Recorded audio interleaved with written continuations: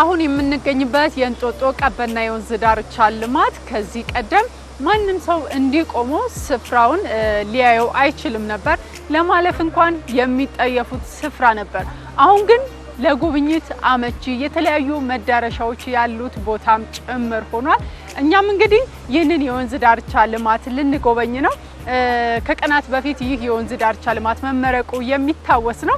ልማቱ 87.6 ሄክታር መሬት የሚሸፍን ነው። የተለያዩ አገልግሎቶችንም ይዟል። እንግዲህ በስፋት በውስጡ ምን አለ የሚለውን የጎበኘን እንመለከታለን። አብራችሁን ቆዩ።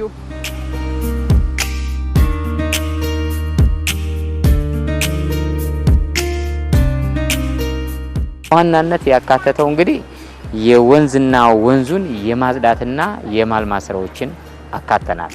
እንግዲህ ወንዙን ስናለማው ወንዙን ስናጸዳው ቀበና እንደሚታወቀው ታሪካዊ ነው። ይሄ ታሪካዊ ቦታ ደግሞ ስሙን የሚመጥር ግብሩን ሊከፍለው በሚችል ደረጃ አልተቀመጠለትም ነበር። ወደዛ እንዲመለስ ውሃው ወጥነት ያለው ወራጅ እንዲሆን የተለያዩ ምንጮችን በማጎልበት ወደ ውሃው የማንጣት ነው።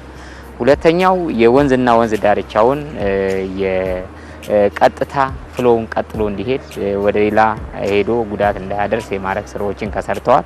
እንደምታየው ደግሞ ቱሪስቲክ ፓርቱ የግሪን ፓርቱን ሰርቷል። የመንገድ ፓርቶች አሉት። እንደገና ደግሞ የመጀመሪያ ቀበና ወንዝ ሆኖ ካበቃ በኋላ ወንዙነቱን ትቶ የሲወር ዲፌክት ላይን ሆኖ ነበር። እሱን ለማስቆም የሲወር ላይን ዝርጋታ ከዚህ እስከ እንጦጦ ባለው መስመር ላይ ዘርግተናል ማለት ነው።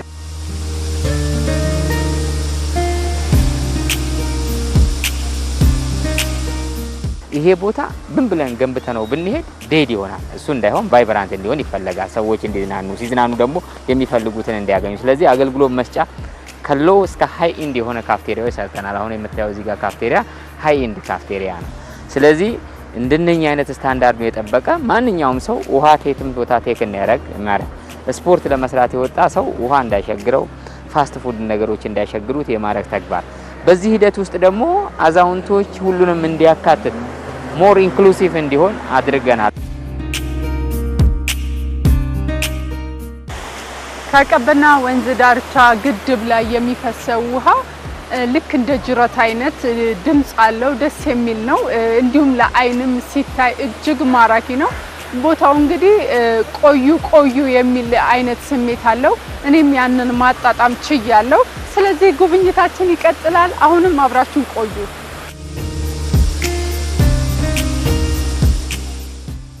በጣም በሚገርምሽ ሁኔታ ይሄ ውሃ አልነበረም።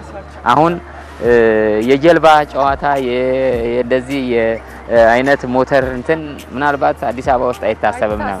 እንደዚህ አይነት ግድቦች አነስተኛ መለስተኛ ወደ 16 ግድቦችን ገድበናል።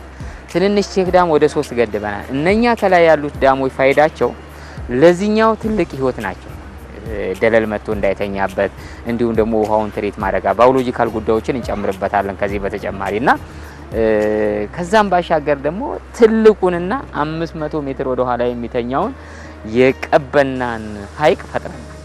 ስለዚህ ይሄ ሰው ሰራሽ ሐይቅ ምናልባት ትውልድ ዛሬ በ6 ሰዓትም እንደዚህ እንዲዝናና እድል አግኝቷል።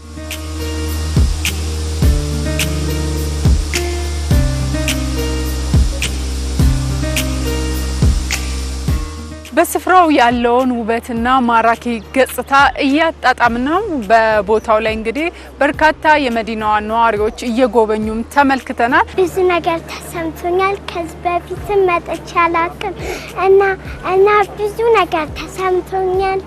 ውብ ከተማ እና የሚያምር ንጹህ ነገር ሰዎችም ይዝናኑበት ያለበት ሀገር መሆኑን ግልጽ ሆኗል። ስለዚህ አዲስ አበባ በጣም ምርጥና ውብ ከተማ ነች። እንዲህ አይነት ተቀይሮ ለአይን ደስ የሚል ነገር መዝናኛ የሚሆን ነገር አይተን እንደው በጣም ነው ደስ የሚለው በእውነቱ። እንዳ ለመናገር ራሱ ትንሽ ቃላት የሚያጥር በአጭር ጊዜ ውስጥ ነው ይሄ የተሰራው። እኔው እንደ ተሰርቶ ዛሬ ነው እንጂ መጥቼ ማየው ቀበና በቲቪ አይቼ ነው የመጣሁት። ስመጣ እንደው ሌላ ሰፈር ነው የመሰለኝ። በቃ እዚህ አካባቢ ወይ የኖርኩበት 40 ዓመት የኖርኩበት አካባቢ አልመሰለኝ።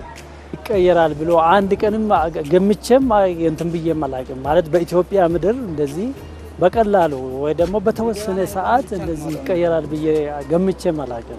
ምክንያቱም ከዚህም በፊት በጣም አዳጋች ነበር ብዬሻለሁ። ማለት ከየሰፈራ መንደሩ የምጣልበት ቆሻሻ ከየት ቦታ ይሄ ደግሞ ከየት ነው የምነሳው።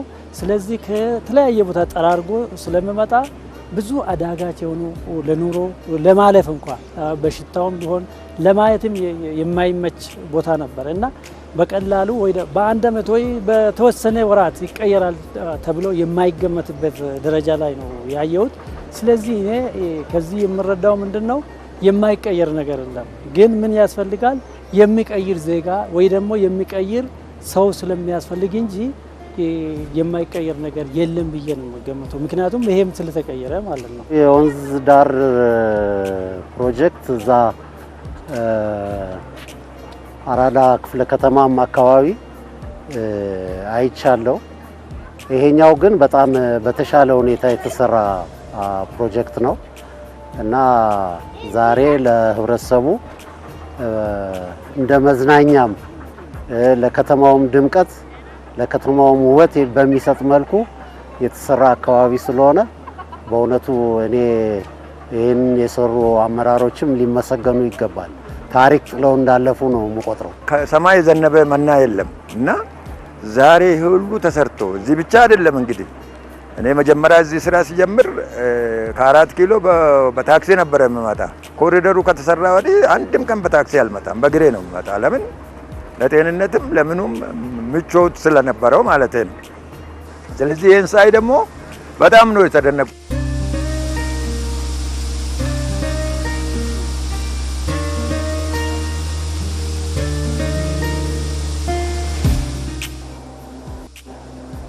እዚሁ ቀበና የወንዝ ዳርቻ ግድ ላይ ነው በእንደዚህ መልኩ በጀልባ እየተንሸራሸርኩ ያለው። በጣም ደስ የሚል ስሜት ነው ያለው።